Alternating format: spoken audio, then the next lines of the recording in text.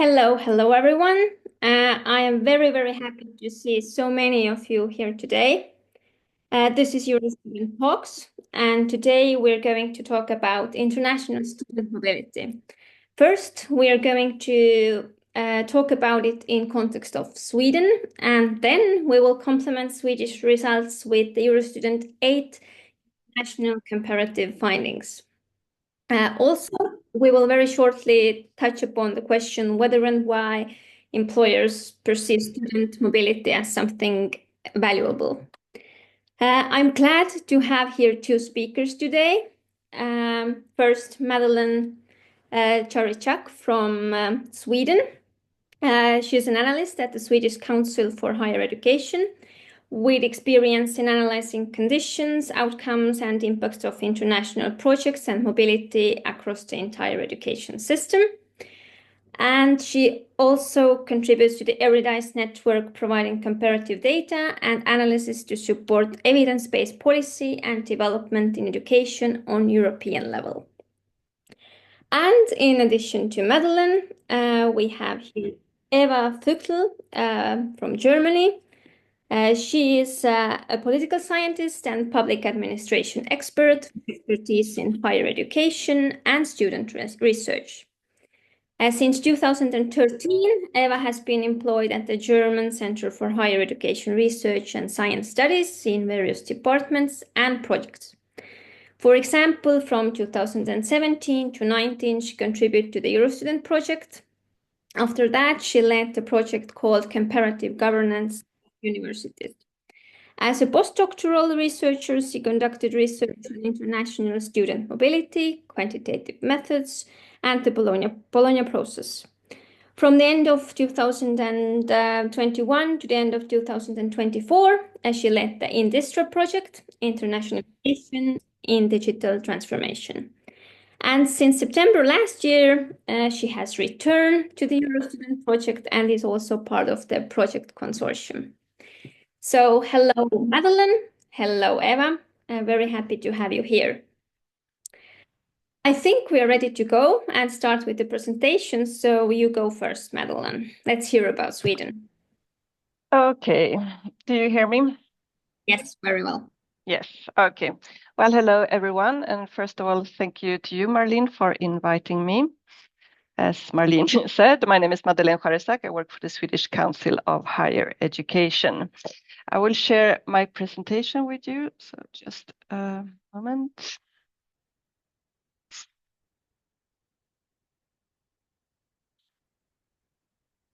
Do you all see it? Yes. Yes, perfect. So in our agency, we have published several short reports based on EUROSTUDENT 8 data, and the last one was published in March this year and offers a brief insight into students' perspectives and on studying and doing internship abroad. Before I start, I also would like to say that I have my colleague Jari Rusanen, who is our expert in EUROSTUDENT, in this webinar somewhere. I think some of you might know him. And when we were doing this report, he helped me a lot with the statistical analysis, and he might be able to answer some of your questions later on as well. So let me start. Let's see if I can change the slides. Yes. Well, the background, why we think this matter. Well, it's not the first time we are presenting an analysis based on EUROSTUDENT data on student mobility, but we felt it was a good time to revisit the topic, mainly because we see an increased attention to internationalization in higher education across Sweden and the European Union. And as you all know, I think the EU also has a new, very ambitious goal. 23% of students should take part in mobility abroad during their studies by 2030.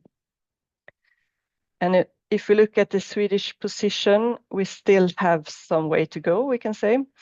The latest data we have from Eurostat is from 2020-2021, and there we can see that 13.5% of Swedish graduates had mobility experience. And this is higher than other Nordic neighbors, but it's definitely lower than other countries like France, Germany, and Netherlands.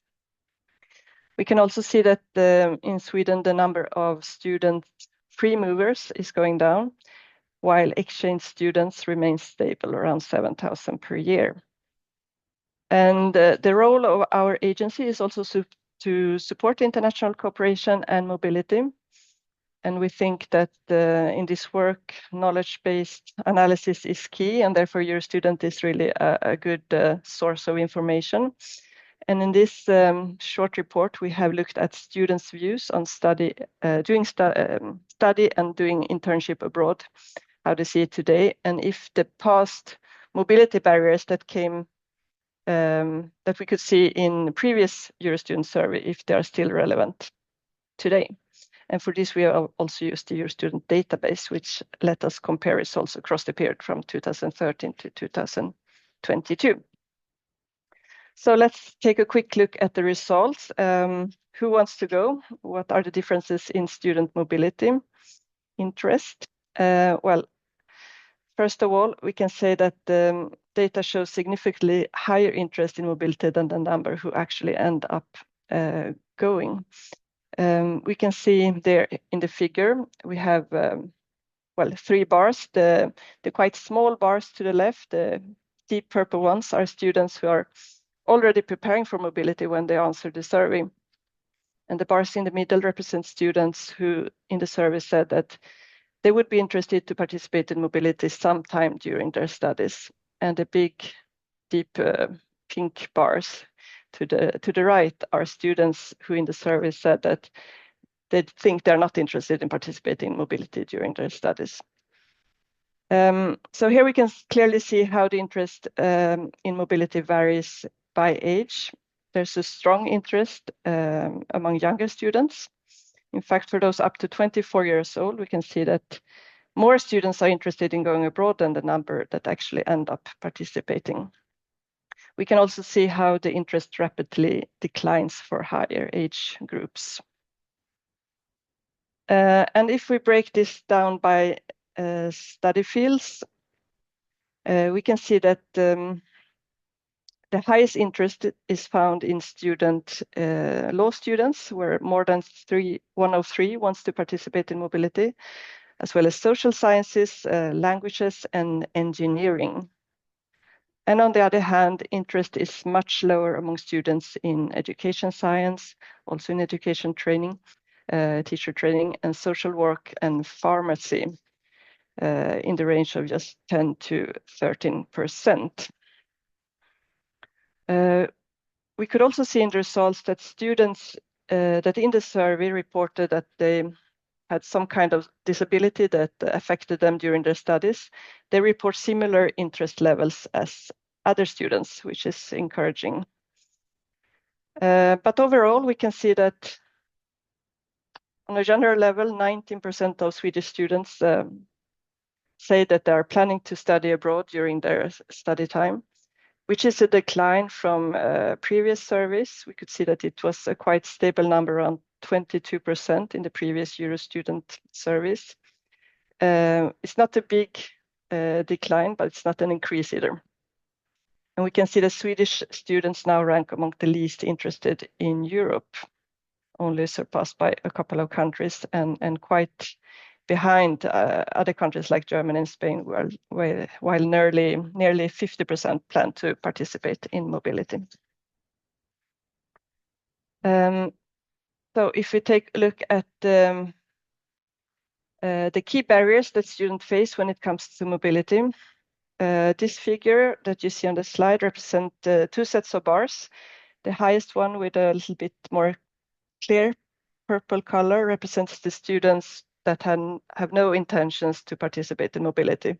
And the bar under with a bit more deep purple represents the students that are interested. And we can see that financial reasons continue to be the most common barrier to student mobility for both groups. If we look at specifically the students with no intentions to study abroad, we can see that they cite financial challenges, separation from partner, children, and even friends, social circle, and lack of motivation as the main reasons. And these factors have consistently been identified as the biggest barriers in previous EUROSTUDENT surveys as well. However, we can see that the separation from family has become less of a concern. It has decreased from 49% in 2016 to 41% in 2022. And in the same period of time, we can see that the lack of motivation has increased from 35 to 38%. And even the students who want to go on mobility, they face barriers that often prevent them to finance. And the main obstacles cited by these students are financial burden and lack of information from their higher education institutions. And these were also the main challenges identified in the 2016 survey for this group of students. But we can see that today slightly more students see a lack of information as a barrier. It's a small increase from 15 to 17%. What we find interesting in this figure is also the big difference between the two groups when it comes to difficult integration into study program and low benefits for studies. And we could see that there's a correlation between students that are motivated to participate in mobility and that they see a clear academic benefit, and they find it easier to integrate mobility into their studies. And we think it's reasonable to conclude that when students struggle to see how mobility experience adds value to their education or how it fits into their study program, their motivation to go abroad tend to be lower. On a European level, we could also see that Swedish students report a lower financial burden than other students in other countries, but a greater attachment to family. So let's take a look at some of the findings related to the integration of mobility into the structure of the study program. And as you remember, this is mostly a barrier for students who have no interest to go on mobility. And we think that this difficulty might be something that affects their motivation. If we break down in fields of studies, we see that there's a difference in how difficult it is to integrate mobility into different study programs. The highest numbers are within medicine and dentistry, where 51% of the students report that this is a big obstacle and it's very difficult. It's the same for education science, where 39% of the students says the same. Psychology, arts and healthcare, both 8%, and teacher education, 26%. In contrast, other fields report fewer challenges when it comes to integrating mobility. That's the three examples you see here is welfare studies, social sciences, journalism, and law. Only 14% of students think it's difficult. Engineering and IT, 15 to 17%. If we look at the trends over time, we can see some improvements. For example, students in agriculture, forestry, fisheries, and veterinary fields now find it easier to integrate mobility than a decade ago, or almost a decade ago. But when we look at a specific field as teacher education, we see that students report no change in difficulty over the same time period. We can also highlight the Nordic context because we see that in general, students in Sweden and other Nordic countries perceive fewer barriers to integrating mobility into their programs compared to many other European countries. So let's turn to one of the key practical challenges related to mobility. It's credit recognition. And uncertainty about whether credits will be recognized is a shared concern among both students who are interested in going on mobility and those who are not. We can see that 13% of students cite lack of guarantees from their home university as a barrier, which is up from 10% in 2016. And even among students with concrete plans on going on mobility, 10% see this as a concern, and it was still the same number in 2016. Well, in the EUROSTUDENT survey, students who have taken part in studies or internship abroad already were also asked whether and to what extent their credits were recognized when they returned to Sweden. And the results are shown here in the figure on the slide. We can see that among students at Swedish universities, 56% said they received full credit recognition when they came back to their home institution. And it was the same percentage in 2016. 13% had some of their credits recognized, while 17% didn't have any credits recognized at all. And for students who did an internship abroad, the numbers are even lower. It's 37 had their credits fully recognized. So Sweden ranks quite low in credit recognition compared to other European countries. I think it's just a couple of countries with lower numbers. If we compare ourselves to Finland, for example, we can see that in Finland, 87 of the students had their credits recognized fully or partially, and compared to 69% in Sweden. We think that this might be due to that in Sweden, students have to apply for a credit transfer when they come back after their mobility. We also see that Swedish students more often participate in mobilities or internship that are not part of their study program. So recognition might be either more difficult, or the student might be not so interested to have their credits recognized after their mobility. We also know that when students participate in exchange programs, they have to fulfill this learning agreement, which is signed by both a home and host institution. And when this agreement is followed, there are credit issues are very rare. But we think it remains unclear how difficult it is for students to actually find suitable courses abroad that match their program or fit their schedules and meet their academic level, and that this might be something that that adds uncertainty about the credit transfer. So this is my last slide, and we wanted to have a quick look if the international experience matter on the labor market and how students feel about that. In EUROSTUDENT, we have questions on how well prepared students feel for the international and national labor market. And we can compare this answer for different groups of students. In our study, we looked at students who had been participating in some kind of mobility, either studies or internship, and those who hadn't. And the results show that having an international experience during the studies clearly makes a difference in how well students feel prepared for working internationally, especially in fields like social sciences, economics, and law. But we could also see that this international experience had limited relevance for how they felt prepared for the Swedish job market, so the national job market. So knowing that international experience is appreciated by employers could be a powerful motivator for students, we think. And I just wanted to end with a quick note that our agency, the Swedish Council for Higher Education, is participating in a research project called Campus International 2025, which is led by the German agency DAAD. And this study explores whether mobility helps develop personal traits that are valued in the labor market. And it will also look at what motivates students to take part in mobility. And there will be a service sent out to students in the fall 2025. Unfortunately, I don't have more information about this research project, but maybe someone in this webinar has. Otherwise, I will gladly pass on any questions to a colleague of mine who is working on this project.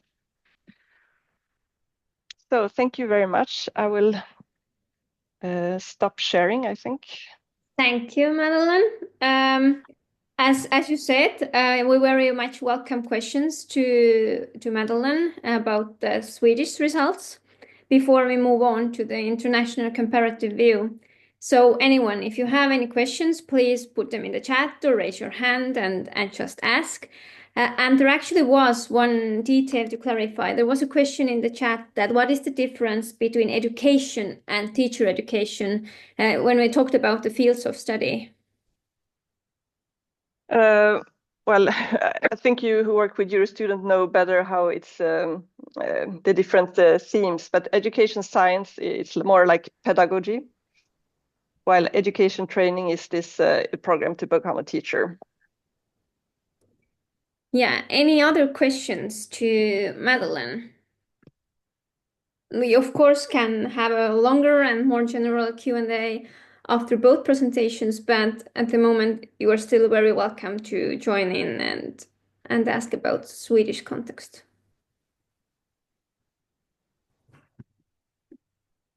Any hands, any comments, any questions? Yes, Mikael Nyblom, please. Sorry, I accidentally clicked on it, so that was an accident. Okay, but Annika has a question. Yes, hello. I'm Annika Jörnmark from Uppsala University, and I was thinking about this low rate from Swedish students in transferring their credits. Did you say that a part of the reason could be that many of them do internships and they don't transfer credits from internships? I didn't quite catch your... Yes, we could see that the rates of recognition was even lower for students who had participated in internship. And we don't know the reasons, but we think that maybe some of the students are doing their internship like outside the formal education program. So they're not so maybe eager to have this recognized or make the recognition more difficult.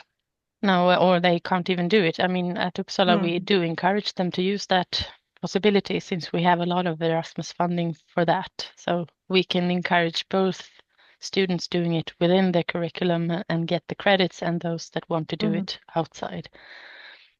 Okay, thank you. Thank you, Annika, for the question. I think Jari wants to comment as well. And actually, I will already put the next question also to the table because maybe Jari and Madeleine can answer this in cooperation. But Louise is asking, what are the university's response to the results showing the low rates and are they working on this? So please, Jari first, and then another hand is raised. Well. All right, thank you. I will let Madeleine answer the question about the universities. But I thought about this, that Sweden has a lower number than other countries regarding the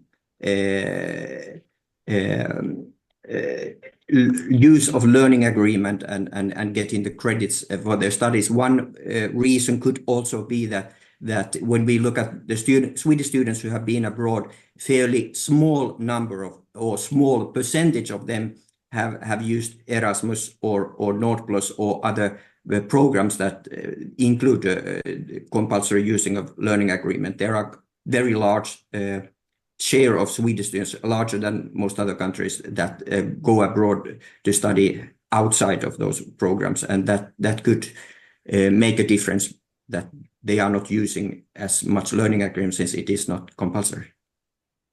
Thank you, Jari, for the comment. And yes, Madeleine can answer the question that what are universities' response? Do you know? Have you heard? Are they working on this issue? No, it's quite difficult for me to answer this one. I think I have colleagues working with the international programs who could be much more or maybe people better from to answer. Who are here today can comment that discussions about credit recognition. Is it a, let's say, hot topic? Is it an issue that we have to tackle somehow? Any initiatives maybe in place? Everyone who is here listening can join in and comment.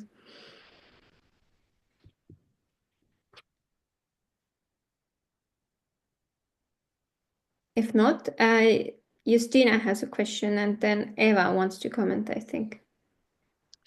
Hi everybody. I'm working as Erasmus Institutional Coordinator at Linköping University, and I've seen that one of the reasons that students are not interested in going abroad is the the feeling, the fact that the students say that they have no information about the mobility possibilities from higher institutions, which of course is a very big surprise to us, since we are struggling in putting out the information to the students in all possible ways, through social media, through web pages, through face-to-face meetings, information meetings on the specific programs, and so on and so on. Do you have, and it's I think it's so individually how the students are answering. Oh, I get no information this afternoon when I was thinking about it, and on this time there was no information I could see on my phone right this moment, but I choose not to go to the information meeting, which is organized by my program or university and so on. Do you have any critical question about this? Because it's so frustrating to us working with this and not knowing like what kind of information, what can we do more, since we try really all the channels we can find. I understand perfectly. Jari, could you jump in? Okay, I have worked with Erasmus many years, so I don't know. It is very difficult to reach students, and it is very difficult to find the best fora. I remember from my times at the university, we very often inform the students when they started their studies, which is very good that they know from the beginning that they have the possibility to go abroad. But at the same time, there is a lot of information coming at the same time, and maybe they think some of the information they receive is more important than international studies. So I would think it's important to go back to that again and again. So not only for the new students, because they might become more interested after like first year or something. So yeah. But in the EUROSTUDENT survey, we don't have any follow-up questions on these. They just indicate the barriers. I would like to, if it's possible in the future, to have a question how they wish to get the information, since we do what you trying to say, Jari. We always talk about it every year, every semester, but it's still like, what do they wish?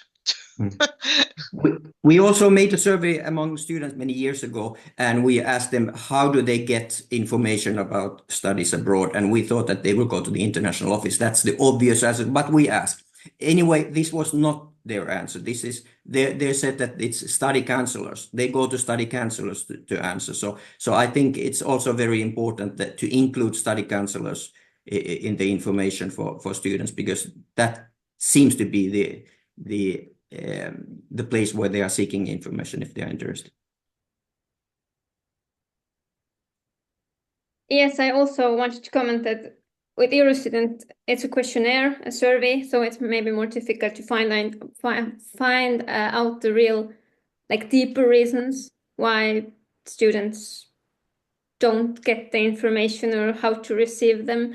But I think the question is maybe also about qualitative data and maybe even some focus groups and really asking people. And it reminded me actually one of previous EUROSTUDENT talks. I think it was an example of an Italian university and about scholarships, but it was also discussed that students don't know how to apply for the scholarships, not only about international mobility, but in general. And the universities at the same time feel that there are a lot of information available and they are trying to reach students, but at the same time, students say that I haven't heard about it. And I think they had a controlled trial, or they tried to pilot a kind of different approach. When we continue, I try to find this previous talks link, and I will link it to the chat so you can just check. It's a different topic a bit. It's about scholarships, but it was still interesting and came to my mind that they tried a bit different approach. But Eva has had a hand here raised for a long time, and then we also have Alexandra. So Eva first, and then Alexandra. Well, I'd like to come back to the question about recognition and enhancing recognition practices. I'm not familiar with the Swedish context, but I know from other European and US student countries that if you have mandatory mobility phases or mandatory going abroad phases in the curriculum, then it's kind of in the setup of the studies.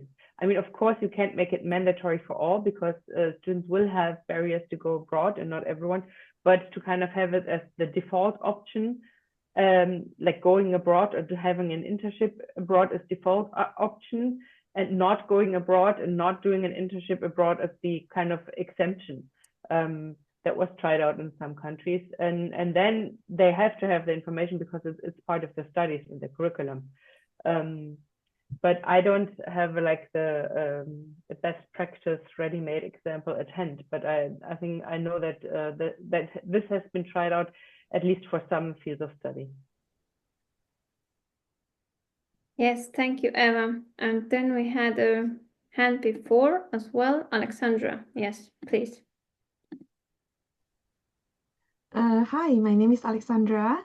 So I'm from Chalmers University of Technology in Sweden. To answer the questions about, or the issue about internships, that it has less credit recognition is because in Chalmers, at least in my university, internships is not compulsory to graduate, or it's not to get obtain the degree of the program. So that's why we do not grant ECTS, and it is not registered there. I know some other universities, internships is part of the program. So there is like 15 ECTS or 30 ECTS is registered there. The second part is I would like to share with you is why, I mean, Chalmers students is also one of the lowest. I think we have very, very low interest to go study abroad. And that is mainly because the students are quite, how do I say this? Yeah, they're quite stressed that they would like to finish their study on time.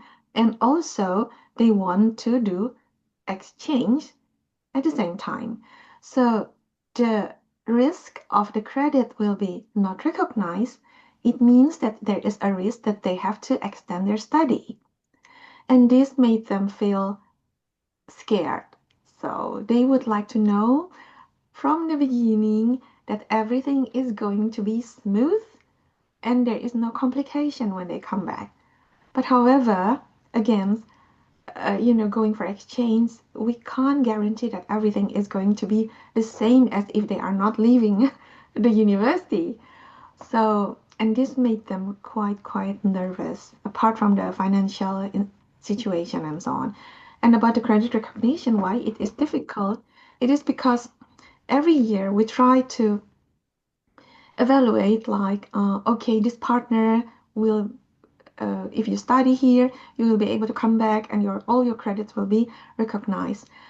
But also we face difficulties like curriculum in other universities and our partners is dynamic. Maybe this year it's compatible, but next year or once like they have a slight changes in the policy in the partner university, then there's a risk of our students' credit will not be able to be compatible anymore.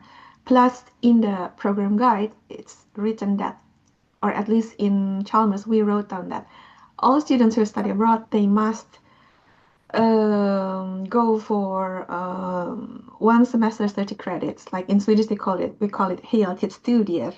So because of this, students who can obtain only 15 credits, they said that, oh, I don't really want to go. Yeah, so that is just I would like to share with you. Thank you.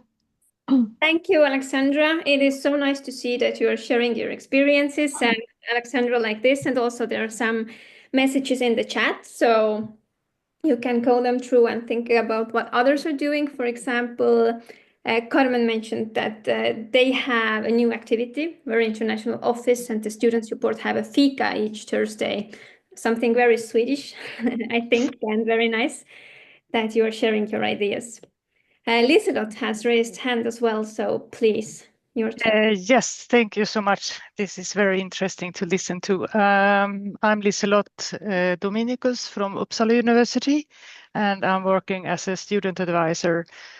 So I've met many students' questions about this. Actually, during the presentation here, I had a look at our own pages, information pages for students with the exchange, and realized that we have actually no information about the transfer of credits. And I think that would be super important to have some guidance how to go about it, at least. Because of course students are worried about that, and it's a question that I face a lot. So that's actually a question for other countries and universities. Do you have information about such technical matters for students when they are considering exchange? Thank you, Liselott, for raising the question. We are eager to hear about other experiences and practices.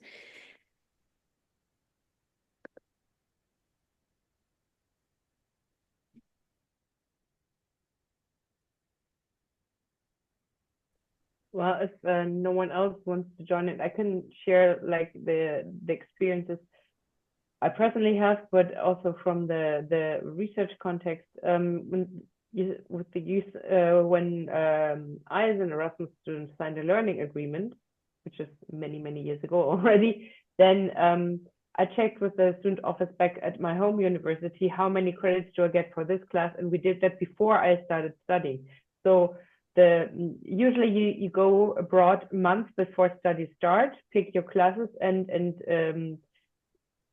check with your home university which courses to take, which credits, which module. So before I even had the first class, I knew, well, I can take this one, this goes there, and then I get credits for that. And also, you know, there are different grade scales. You can also see like what do I need to pass or to not.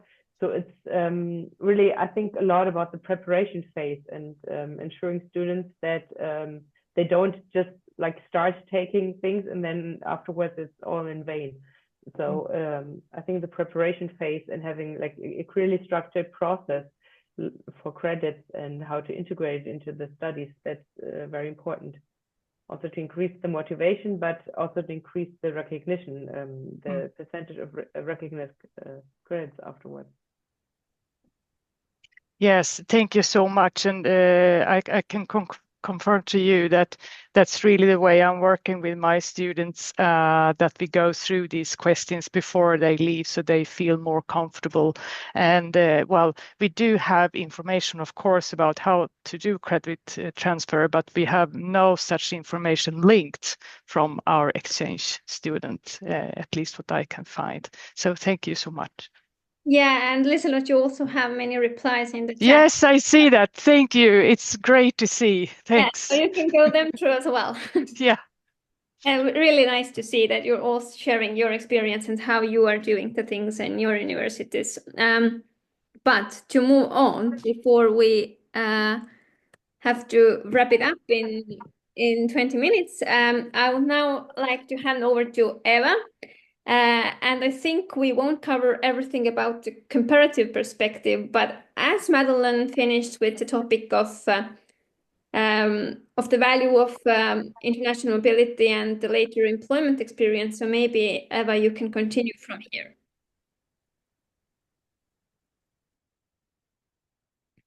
Sorry, I forgot to unmute myself before starting the presentation. It's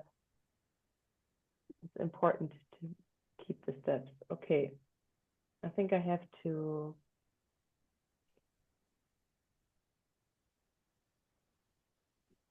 Yeah, you can start sharing and. Yeah. Okay, so you can see my slides. I unfortunately cannot. I can't see the slide sharing at the moment, so. Okay. One more click. Yeah, now okay. it seems start working? Yeah, not the presentation. No, we are.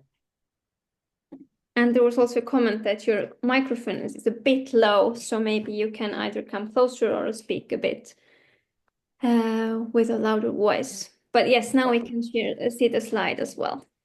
Okay, so I try to. It's a good feedback because I don't want to annoy people. I would like to come back to this kind of lack of motivation aspect of students, because and to this motivated students tend to perceive clear academic benefits. I briefly want to introduce it to a study I myself heard about. I didn't conduct it. I just was in a webinar about it a few weeks ago. And it's not about academic benefits of international student mobility, but how employers view the benefits and how kind of the employee's perspective on international student mobility and the indirect effects it might have. The study I'm briefly touching upon, because I also want to leave time for discussion, was conducted by the Institute for the IW, Institut der Wirtschaft in Germany, and it emphasizes the importance of the experience and skills that students gain during a stay abroad as part of their studies and/or internship abroad. They did a review of literature done by the and show that stay abroad has positive effects on various personality traits, such as resilience, openness, conscientiousness, extroversion, and agreeableness.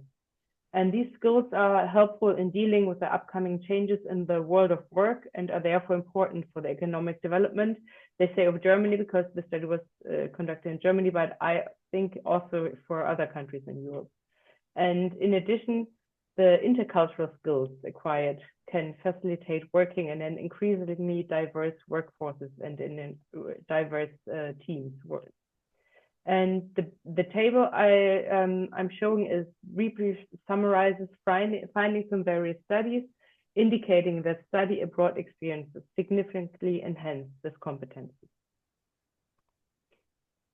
And the study focuses on examining how companies assess students' experiences abroad. A total of 823 companies were surveyed in spring 2024 as part of this personal panel and on the importance of students' experiences abroad.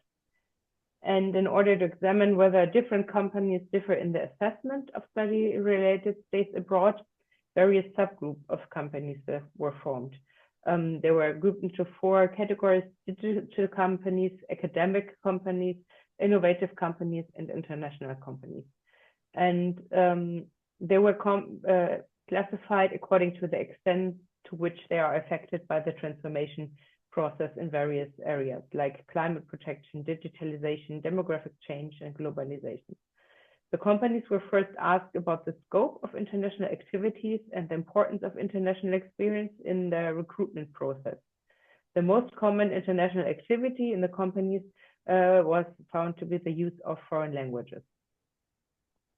So the point of the study basically is that a stay abroad can have more than just direct effects in the recruitment process, in the sense of sending a signal of like flexibility or openness, and also language skills, but also that there are skills developed during a stay abroad that indirectly influence the recruitment process by increasing skills in certain areas. So when asked which social and personal skills are important for the selection of graduates in companies, most frequently mentioned were independence, problem-solving skills, proactive behavior or initiative, taking initiative, conscientiousness, and openness to new ideas. So according to the literature analysis done by this study, there are skills that are strengthened during a stay abroad. So their largest takeaway from, it's a very large study, but the largest takeaway for now is that a stay abroad therefore has primarily indirect effect on the recruitment process. The companies consider the ability to adapt to different people, character, and the ability to deal with uncertain or unclear situations to be important skills or taking on a management position.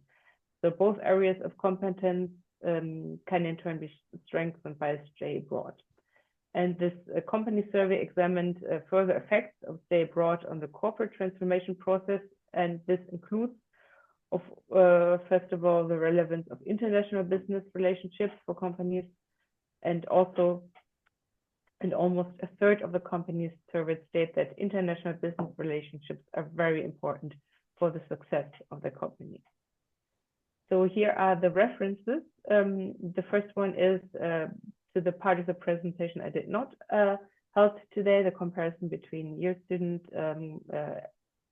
findings in Sweden, and the second one includes also a link to the study I just cited.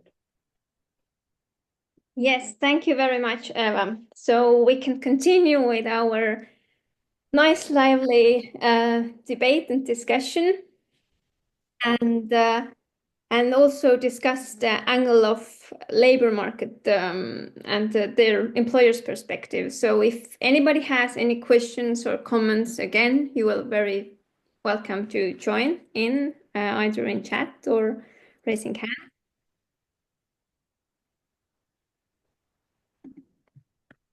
And just to make sure that everybody noticed, there was a question whether we will make slides available after the webinar, and yes, I put a link to the chat, and yes, after the event they will be available soon, both the recording and the slideshow. But any questions? Either we continue where we were left before, but also we can bring in the labor market perspective. You're very welcome. Yeah, maybe I can explain why we came up with this.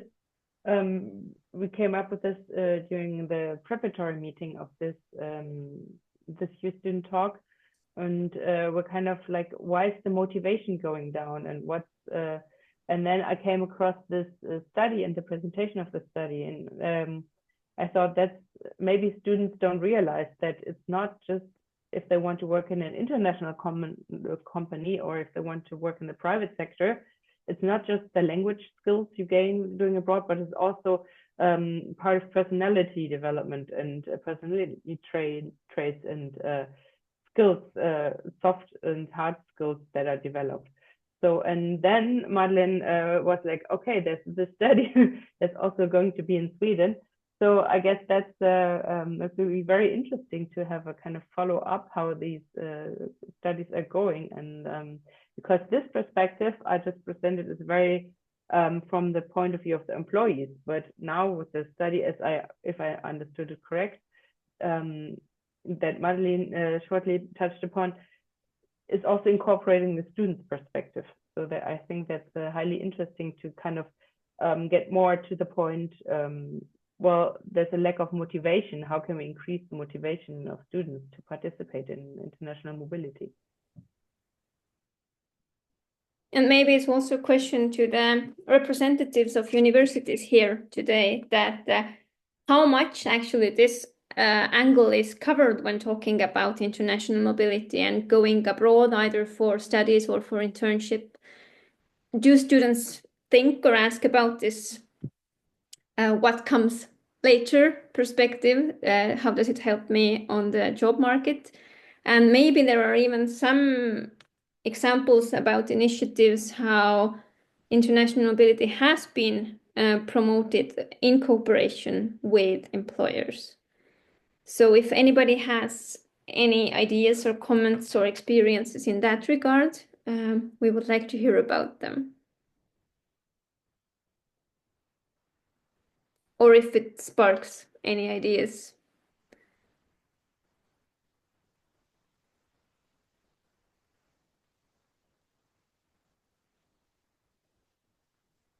Yes, Justina, please.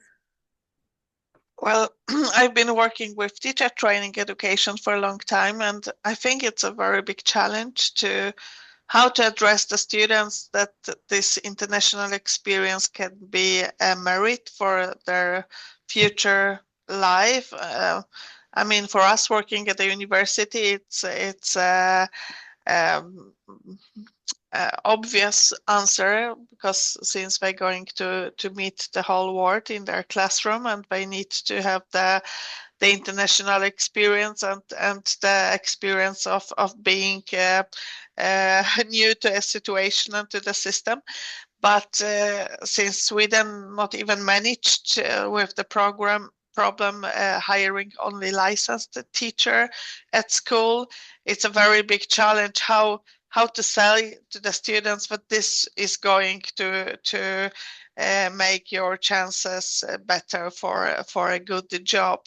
So I think it's as you said, I think as you presented from in the first presentation, it's clear that the students who are going to work international and know about it from the beginning, they see the privileges and the competences that they will get from the international exchange, but it's much bigger challenge to address the students that say, okay, my labor market is in my country as a teacher, for example.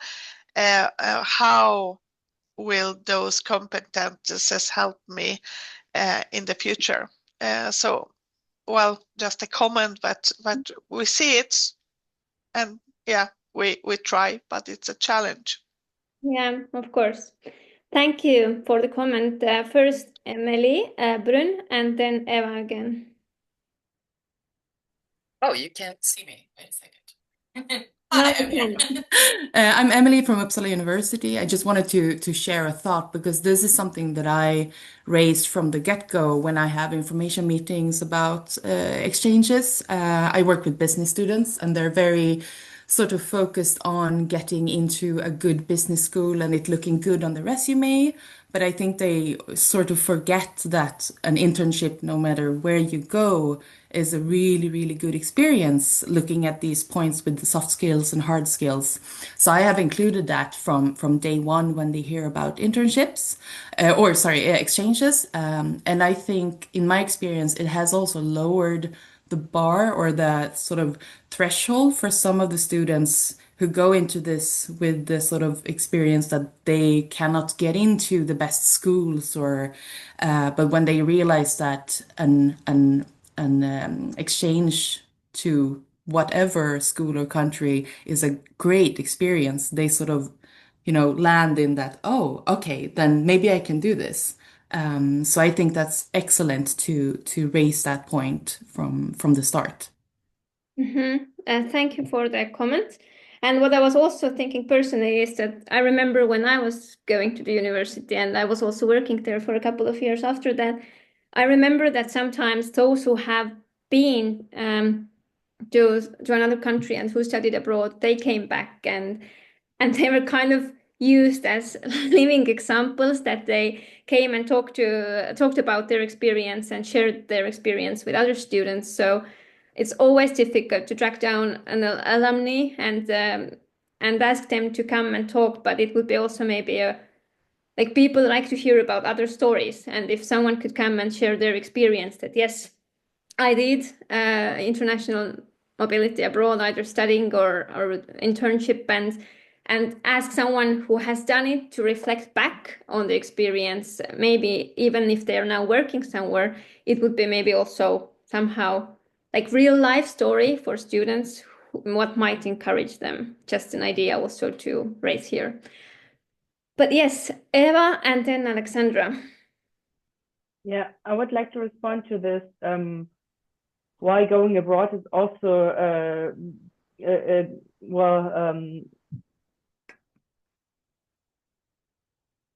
I think you were frozen for us. Yes, you froze for a second, but now you are back. Okay.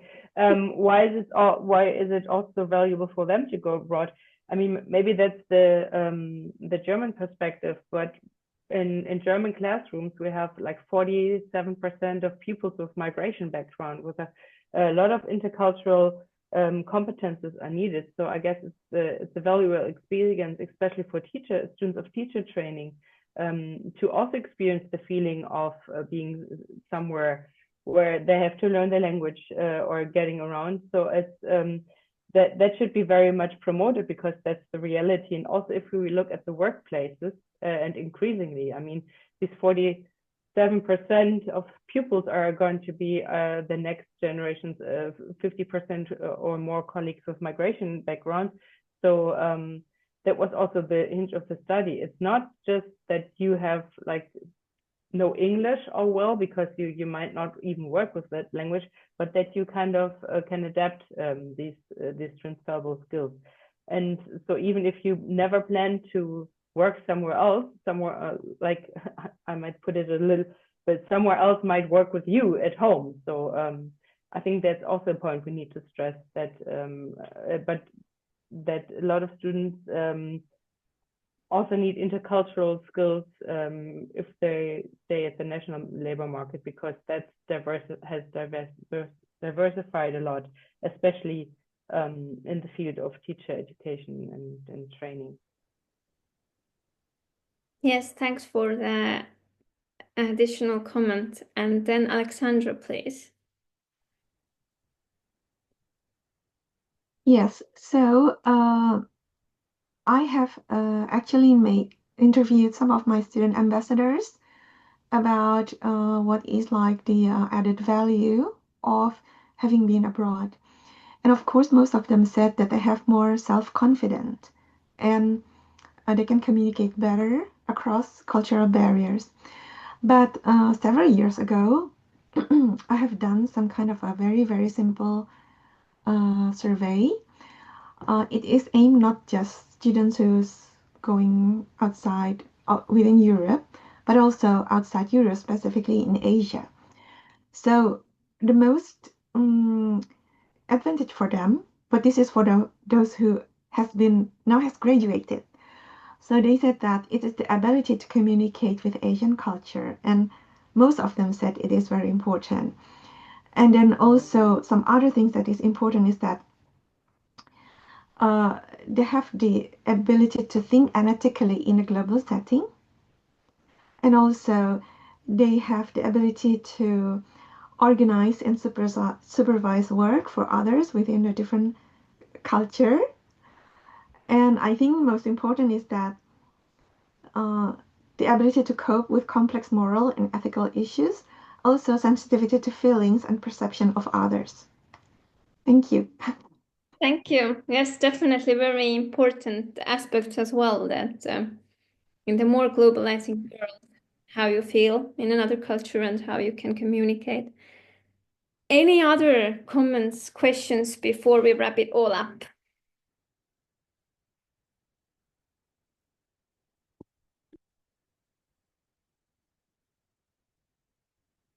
There are many ideas still going around in the chat. What somebody does in their university or what would be interesting to do. So you can also keep an eye on the chat box. Any comments, questions? Madeleine, do you want to comment anything as we started from Swedish context and your presentation? Well, it was nice to see all these interactions between the Swedish universities, even in the chat. I hope the chat can be saved somewhere so we can have a look at it afterwards. When it comes to employers, I don't know, it would be nice somehow to put some pressure on the employers as well, because they're always, in the hiring process, they often highlight skills like these soft skills that we have been mentioned. But when it comes to international experience, it's not really written down. That would be nice to see in the job offers, that it's now like a merit for the student if they had international experience. Yeah. Really, as Madeleine said, it has been a pleasure to see all the discussion and all the experience sharing here in the chat and also between the presentations. As I said before, we have this EUROSTUDENT webpage where we will put the slides and the recording. So EUROSTUDENT.eu is the webpage. Under the events, you can see EUROSTUDENT Talks, and you can also subscribe to the mailing list and be informed about our future events. really, you're always very welcome to join us and discuss and share experiences. I will check, perhaps I can send a notification from Zoom after the event to all registrants and share the chat, but I will see if it will be possible technically. Anyways, thanks a lot. Thank you, Madeline, for your presentation and for opening up the whole discussion with your very nice and fruitful presentation. And also thank you, Eva, for sharing this labor market perspective with us and also commenting and reflecting from German side. Thanks to all our listeners. There were really many of you, and I really enjoyed this webinar with the lively discussion. Next EUROSTUDENT Talks will be held on 12th of June, and then we were going to talk about public spending on higher education, and then our exemplary country will be Germany. So stay tuned, and really many, many thanks to all of you for joining us today. Thank you and bye-bye.